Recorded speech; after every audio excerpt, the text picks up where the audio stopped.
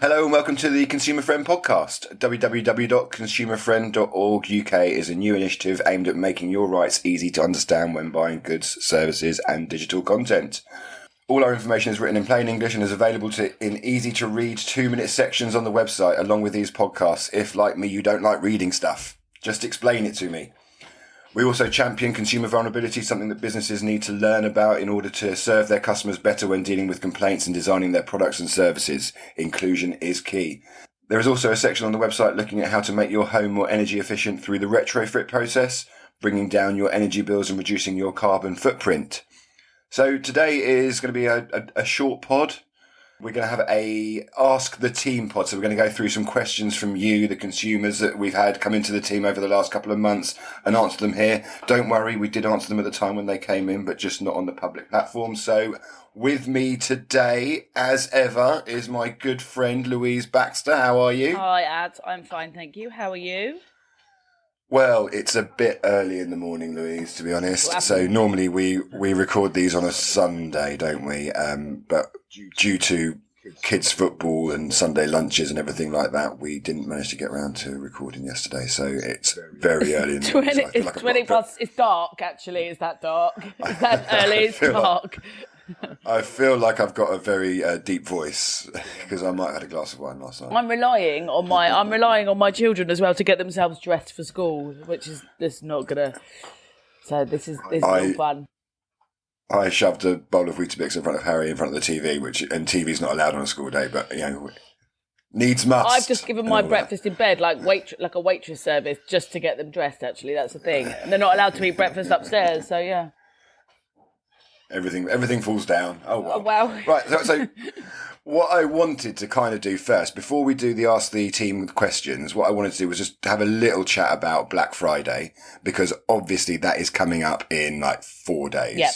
So if people listen to this before Black Friday, then they might get some good advice. If not, it's for the next Black Friday or for any kind of on sale event. So last year, did you know that there was £15.3 million worth of reported fraud last year, with the average person losing around £1,000? And that is around fake websites, too good to be true deals, all those kind of things. There was just under 20,000 reports. 33% of those reports were around electronics or mobile phones. You love a stat that you had. I love a stat. I didn't know that statistic until you shared it with me last week. No, I didn't. I mean, from a Black Friday perspective, it's just an opportunity for the criminals to just exploit us. Yeah. So it's even more important that consumers are aware and are thinking about where they're buying things from, because counterfeit goods, unsafe goods, fake goods, non-existent goods are going to be rife. Yeah. And we're all going to want a deal. I mean, I know we're not allowed to say it, but we're all going to want a deal a little bit even more this year than usual, because people haven't got any money, That's right. So your consumer rights are still the same, even though you're buying on Black Friday. Of course they are. Why would they not be? Your rights are exactly the same as if you're buying on any other day of the year. Sale items are covered under the same legislation. So if something's not of satisfactory quality, so faulty, not as described, so not what you thought you were buying, or not fit for its purpose, so it doesn't do the job it's supposed to do, you're still entitled to, within 30 days, a refund. And after that, it'll be a repair or replacement, whichever one's easier. Basically, in a nutshell. And online selling as well. If you buy it online, you've got cancellation rights. You've got 14 days to change your mind anyway. You do indeed. And also, if the product was sold to you with a fault or with something wrong with it, because that was the reason for the discount, then you are not entitled to return it for that reason. That's confusing what you've just said there. That's what that's what. No, that's what the law is. So if you buy, let's give a real life example here. If I sold you a hair shaver, right? What are you saying? No, I'm not saying anything. I sold you a hair shaver and we went, it's time, madam, it's time, right? Time to get rid of it.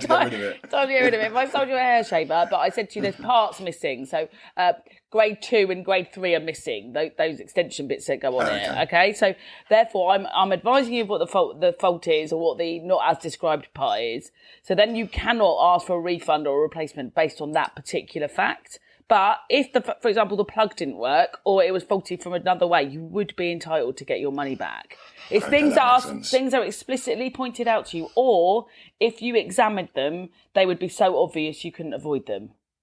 Okay, yeah, Okay? that makes a lot more That's sense like than the way I second-hand goods, explained it. faulty goods like that. It's not new goods usually. It's second-hand ones or yeah. Perfect. Can I give you a few more stats around Black Friday? No, oh, please, Adam, I can't wait. Please, can you? So, the data also revealed that the demographic most likely to fall victim to online shopping scams were those aged between 19 and 25. 47% of the victims male, 41% female. Right, so on that, again, but that plays to that whole conversation that we had the other day about your brain being grey and then it doesn't form Yes. properly till you're 25. So actually, Yeah. that 19 to 25-year-old group are not making decisions because their brain's not quite formed properly yet. Did you watch that documentary I Not told yet, you about? not yet. I'm certain you didn't. So this was on Netflix. It's The Mind Explained, and they've got a 20-minute documentary on the teenage brain and the reason why they're almost fearless and feel invincible. And it was really interesting. I found it really Which plays it, but on a serious note, I have got it to watch. I just haven't watched it yet. I will watch it, Adam. The fact that makes sense, doesn't it? Again, because what we say is consumer vulnerability and situational vulnerability can sometimes be age related, but that sometimes is because you're younger, because you don't have that fear factor, or you're not as risk adverse particularly, and actually you don't have as much knowledge to make those circumspect, rational, those wise decisions. I miss being young. I miss being young as well. I miss waking up and nothing hurting. That's what I miss. So just to finish off on Black Friday, there are deals out there. There's a lot of research online as well. If you can go online and research. A lot of the prices you see on Black Friday continue to remain the same and up until Christmas, and they have been cheaper at other times of the year as well. So it's not as much of a bargain as you think it might be. Do your research. Make sure you're buying off a reputable platform. If you are not, then you can check the website, or you can check the trader. You can do any kind of research on what you're buying. If the offer seems too good to be true, it probably is. Anything to add on Black Friday before I move on to Ask the Team? No. We should have a little jingle we need to get a jingle for Ask the Team. Okay. Yeah. Because I think we're going to do an Ask the Team podcast, like maybe every season. So I think we're going to do 12 pods, and then one of them's going to be an Ask the Team one. So we should get a jingle done. All In right. fact, listener, if there's someone out there that wants to make a jingle, because I don't know how to do that, then please make a jingle Or and we send it in could to end up us. with Adam singing, which would be really bad. Ask the Team, Oh, no, ask the there team, it is. ask the team. It's going to be that kind of stuff. That's what I want. Right, Okay. Speed it up. I've got to go on the school run. Well, you should have sorted yourself out a bit earlier. I was here at 23 minutes past. Okay, question 1. Booked a hotel in Scotland. When we got there, the hotel was clearly still under construction. You couldn't access all of the hotel like the outside terrace areas and other parts. We had to keep the curtains closed because the builders were there working on the property. The customer service was awful. When we asked for good restaurant recommendations, they said McDonald's. Amazing. And were quite dismissive. Well, McDonald's is an alright restaurant. Very upset with the stay. Paid £1,260 for 3 people for 2 nights. That's so much money to spend for such a nightmare service. What can I do? This one, and I gave advice on this one. There's a couple of bits. I would go. You should have been told that the hotel was still under construction, because potentially, I'm not going to go into the legislation, but that could be a criminal offence, because it's something called an omission, because somebody hasn't told you something and you've made a decision based on information you haven't been provided with. But from your particular rights, you go down the road of your service was not carried out with reasonable care and skill, and therefore you would ask for a refund or a partial refund, depending on whether you've got any joy out of it whatsoever. In this particular case, got full refund. Well, hey. Well done, Lubax. Hey. Well, hey. If you say well, hey again, I'm not sure we can be friends. I'm reevaluating this friendship right now. So, but do you know how they contacted the hotel? Was it an email, letter, phone call? It was an email that, Okay. that I helped with the drafting of it, and they sent the email, and then they got the money back based on that. They got offered a stay, a replacement stay, initially in a better hotel, in an upgraded hotel room, but the answer was no. They didn't want to do that because they didn't want to travel again to go. So they got their money back. Perfect. Well done. Thank you very much. It was a really efficient complaints procedure from the company, actually. They just dealt with it straight away, so that was good. Okay, next question. I have damp on the outside of my house. How do I find someone that can fix it? Can I just ask on Facebook? So I guess this is probably around like the smaller jobs. Are we looking at kind of handyman kind of jobs here? And this was also, this is, so where we've had so much wet weather, so much rain, the outside of the house on the rendering is really damp and it's leaking into somebody's kitchen. And this was somebody that didn't know how to get a good trader. So, and was going to go on Facebook and ask for recommendations. We also know that some of the rogue traders are moving to some of those platforms. We do recommend that people do ask friends or family for good traders if they've got people that they've used before. But she was advised to go to Trustmark and to go to people that are part of good trader schemes. So when we've said that, to find a recommended trader in that space. Yeah, so it's sometimes a bit scary to post smaller jobs like that on those platforms, isn't it? Because people then start targeting you. You also don't know what they can find out by getting your name off of Facebook and then putting your name into a search, find your address. You could get a door knocker. It's all those things. Yeah. So I wouldn't use those platforms for that. So basically, ask friend, family. They've got your back first. If not, go onto a Trustmark website or a good trader website. Yep. There are a few out there. There are a few not so good ones out there as well. Next question. Bought a kitchen, it was delivered. The interior finish did not match the cabinets on the outside.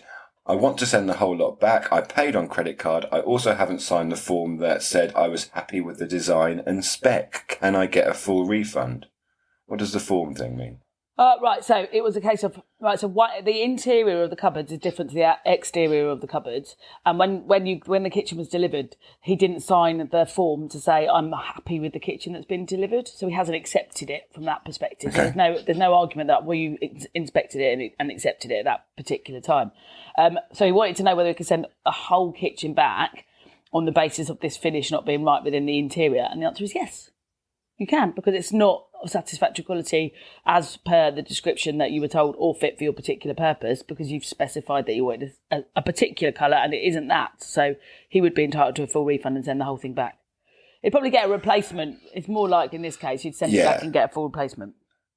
So, because I was talking to you about this yesterday, and this doesn't fit into bespoke products.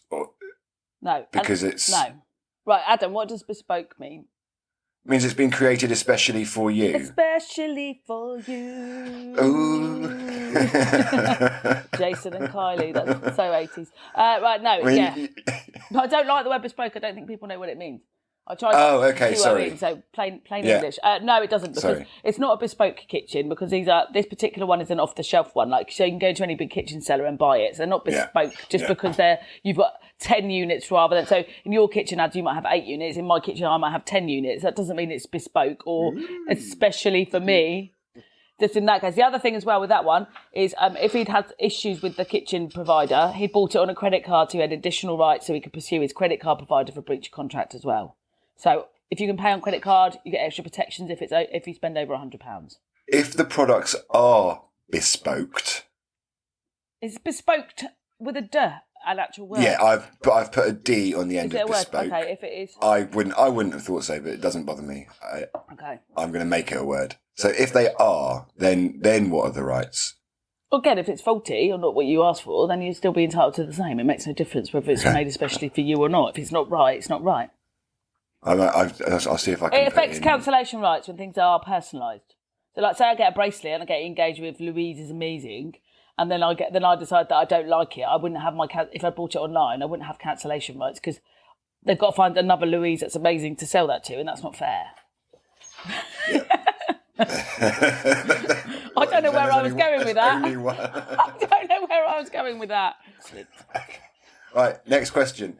Hi, Louise. Loving the podcasts. I'm here as well.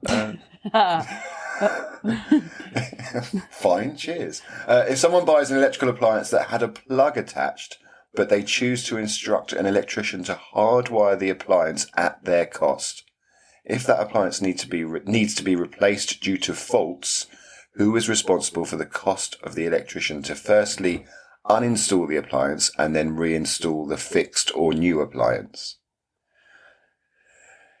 Right.